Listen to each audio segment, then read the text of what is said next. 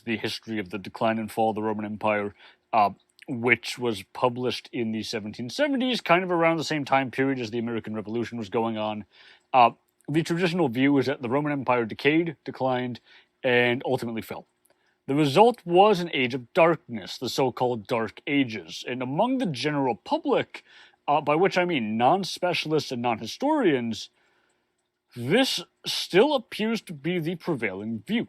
But among academics, this changed in 1971 when Peter Brown publishes this book called The World of Late Antiquity.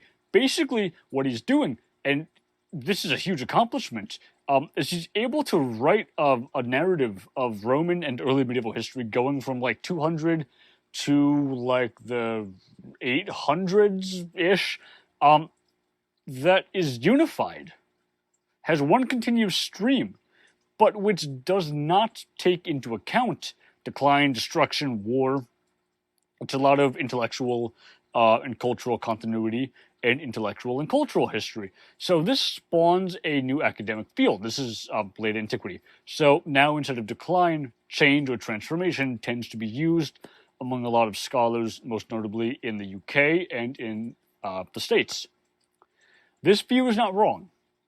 And Brian Ward Perkins basically admits this. It's not an incorrect view, but he's wondering perhaps if it does go too far. And admittedly, Ward Perkins goes too far as a counter to it. But again, he's useful as a reminder that people did have to live in this world, and that when we are interpreting evidence, there are always going to be problems. And going along with that historiographical shift is a shift in how we discuss the newcomers, the barbarians. So the old view is that these are homogeneous ethnic units.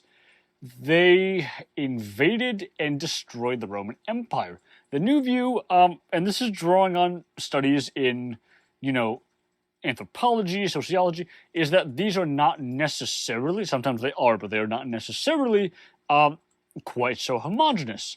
A lot of them appear to be going through this thing, which is called ethnogenesis, the process of creating, your identity.